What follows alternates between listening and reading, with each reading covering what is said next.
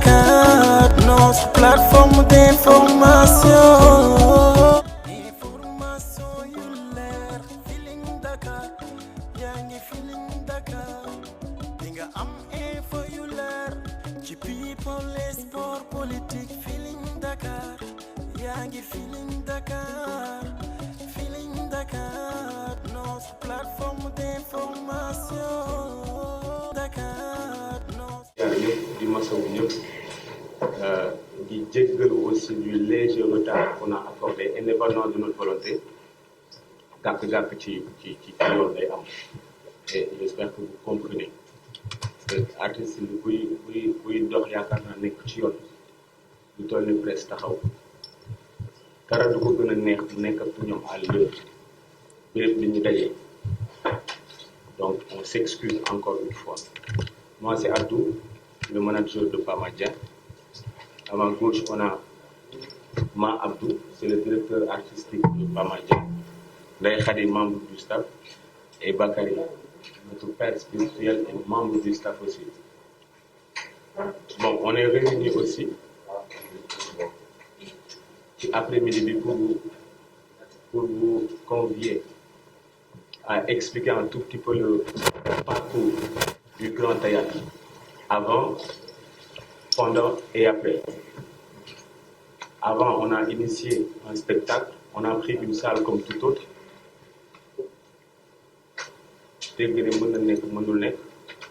On y croyait.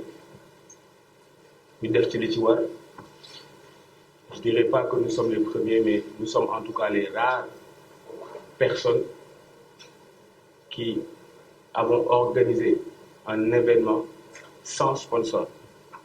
C'est juste le staff qui a tout organisé, c'est juste le staff qui a produit, c'est juste le label de Pamadja qui a tout fait de A à Z avec zéro sponsor. Beaucoup de personnes n'y croyaient pas.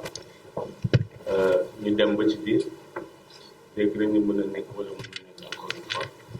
Mais il y a quelqu'un qui a initié ce projet. Yow yaa ko moom ba pare doo ko gëm liggéey na rek li may tàmm di wax liggéey bu fekkente ni àndul ak triche ni day fay à la kulli àll bu fekkente ni fayu rek ça veut dire que y a quelque part là où le bas blesse. Donc pour le jour alhamdulillah ñu ñëw ñu jaar fi ñu war a jaar taxaw nu ñu war a taxaw livrer suñu spectacle bu ñu préparé et lenn rek man laay wax ñu jotul dugg sax ñu ngi leen di jéggalu te am na lu leen di waajal donc ça confirme encore une fois que ni lu ñu prévoir am na ba suuf sax suñu njort donc alhamdulilah et après loolu ñu ne dañuy dénkante en tant que frère ñu invité autour d'une table comme ni mu nekkee di demee nii ñu waxtaan ci jàllale message yooyu noonu ñu xamee ko noonu wax ci projet yi Pamadja ni ñu ko nar a tëralee ak fi ñu jëm exactement donc loolu laa doon ubbee ma bàyyi Pama mu dugal ci ay kàddu ngeen jàkkaarloo moom et la porte est ouverte pour tout le monde. Asalaamaaleykum et encore une fois on s'excuse du retard indépendant de notre volonté.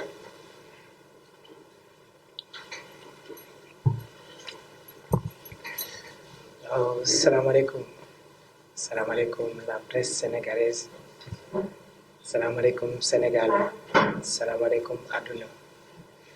nuyu naa leen bu baax a baax di rafetlu seen présence ndaxte nag woote ñu wuyu la yomb rawatina presse bi ndax ku ne xam na ne amuñu jot day xew ci dëkk bi bëri na lool mais vraiment gis nañ ne ñëpp ñëw nañu si ñu ngi leen di remercier di jégaluwaat bu baax a baax ci lépp di jégalu ci dérangement bi man nag lenn rek lay wax moom lay ubbee te xam naa ne moom lay tëjee ndax dafa maa ñor trop mooy merci à la presse sénégalaise bismillah. yaa Moussa Kawar ñu ngi lay jaajëfal ñu ngi lay jaajëfal bu baax a baax et conseil bien reçu dinañ ci bàyyi xel bu baax a baax artiste waxuma la journaliste mais mbindeef la am képp ku mu munti doon donc lépp lu ko ci mën a wax rek lu koy jëriñ la comme tu dis nous sommes sénégalais ça veut dire que nous sommes frères une soirée sans sponsor bon damay dajale ñaari question yi moom ak Mouhamed Niang ça n'a pas été une option ndax ku nekk xam na ni booy dem ci événement boo yoree ay milliards sax da ngay soxla sponsor boo ne sponsor muy dimbal accompagnement ki lay dimbali le premier opérateur tey yaakaar naa ni sax mun naa ne bokk na ci entreprise yu gën a ngand ci àdduna bi mais du def benn campagne bu mu ci munti doon te mu bàyyi komam ci ginnaaw donc ni muy ñàkkee bañ bàyyi komam ci ginnaaw noonu la artiste bi di leen soxlaa pour ñoom ñu ñëw mais comme je l'ai dit au début de mon discours ça nous rendait fiers. Pourquoi? Parce que beaucoup n'y croyaient pas. Et moi, je me suis toujours posé la question, ou le staff en général, on s'est toujours posé la question, mais pourquoi c'était vraiment pas possible? Et bon, c'est pas à définir rien du tout, mais c'est une manière de les inviter pour leur faire comprendre que ni doomu Sénégal bu jógee avec dépôt de partenariat ou pas normalement sax dañ ko war a fekk si ak lépp lu mu ci munti doon donc ça n'a pas été une option noonu la ko yàlla dogalee dox nañ ci ay jéego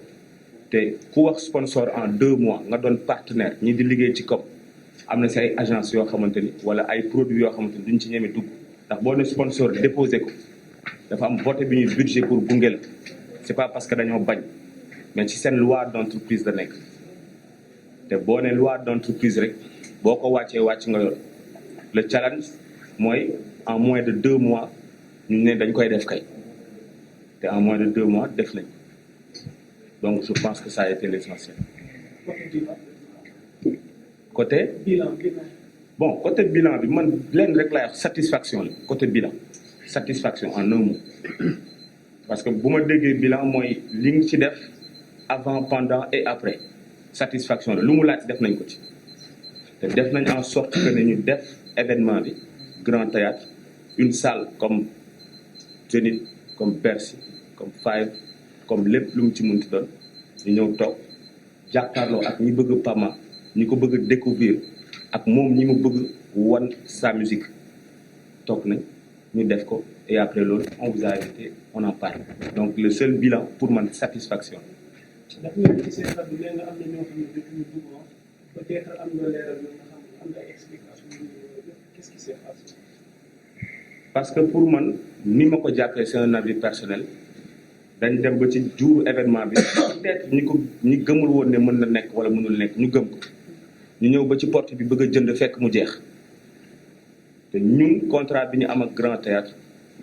dañ leen ne am ñun defuñu excès c'est 1800 places bu matee 1800 places noonu nañ tëj porte bi parce que ku fay sa xaalis xamoo foo ko jëlee da nga am droit toog seetaan spectacle bu baax amoo droit bu buuxante loolu moo waral peut-être ñenn ñi nekk ci biti te pour ñooñu noonu am na lu ñu leen di waajal pour wanaat leen ñun ci carrière lañ nekk ci musique lañu nekk ba pare gën leen prouver li ñuy def.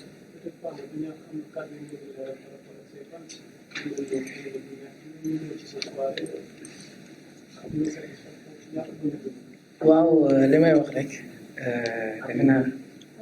ñu naan mag muy naan ndox mu tàng suukar saata donc nit bu jógee solo ba rafet jógee këram ñëw ba Grand Théâtre c'est pour dugg ci salle bi comme li may faral di wax toujours Grand Théâtre salle de spectacle et aussi man su ma sañoon su ma mënoon wala maa ngi ñaan ah ñu dem ba am culture waxuma Pama bu fay tëgg wala keneen bu fay tëgg mais suñu salle de spectacle yi ñu am nit ñi xëy jour même bu amul ku fa mënti tëgg boo dul fan ko mais di fanu spectacle donc nit ki bu jógee këram ñëw ba ci salle de spectacle bu mel ni Grand Théâtre yàlla dogaloon ni maa fay joué dugg bi buñ def lu dul massawul leen di leen jégalu di wax ne bu mu sañoon képp ku jóg pour seetaan sim boo ñëwee am accès dugg seetaan mais bon puisque salle bi dañ ko limité à 1800 places moo tax dugg ñu maa ngi leen koy jégalu di leen wax ni du ma bàyyi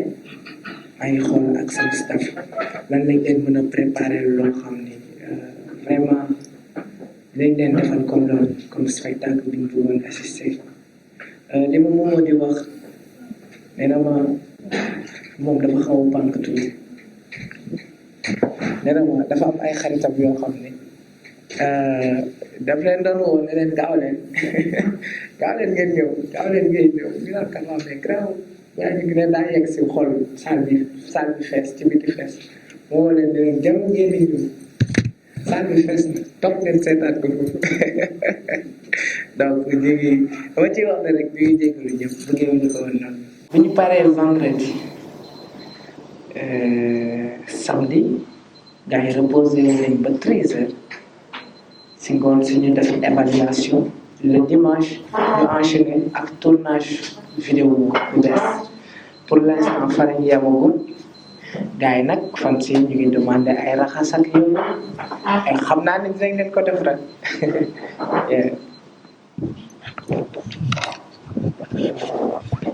li ma ci yokk rek lu bokkul ak tournage vidéo bi y a déjà peut-être après nañ ci gën a communiquer bien avant le grand théâtre parce que loo gis parcours la ay date yu ñuy jël pour gën a bëggal Sénégal ci biir gox bi ñu ko jëlee Dakar wër les 14 régions ay date déjà confirmées à l'extérieur et on va livrer et montrer à tout le monde ce qu'on sait faire ñi ko jotul woon xam laay wax parce que ñi ko jot a xam c'est déjà acquis te ñi ko jot a xam du ñu jug ci di kontaan donc normalement c'est des tournées fii ci biir Dakar ak li ko wër ci Sénégal et à travers le monde togg nañ album bu toog ba pare comme il a l'habitude de le dire bu ko neexoon chaque jour mu génnee morceau bu ko neexee bu ko neexee. xëy na avion sama email waaw man nag dëgg-dëgg damaa xëy ne damay dem naate ambition gëm-gëm yaqin ak wax naa ko àdduna da ngay sàkko loolu sàkko suñu borom fekk si la si xam naa ni challenge la dama koy def ñu bëri gëmuñu ko lu tax ñu bëri gëmuñu ko parce que soxorewuñu Pama parce que du dañ gëmadi Pama mais dañ fa xaarawuñu Pama parce que Pama xale la te taamuñu ay xale di def grand théâtre loolu la de donc sama aîné yi tamit bi ma demee ba commencé ba joxe sama avance grand théâtre ba tey xam ne damay def sama date dem naa ci ñoom tàggule ñu ne mooy am na ci ñoo xam ne dañ dem booy tu as bien fait boo ñëwoon ci ñun avant ngay dem joxe sa avance duñ la bàyyi nga dem parce que mën nañ yaakaar ni voilà mën nañ la téye quoi mais tu as bien fait comme que nii la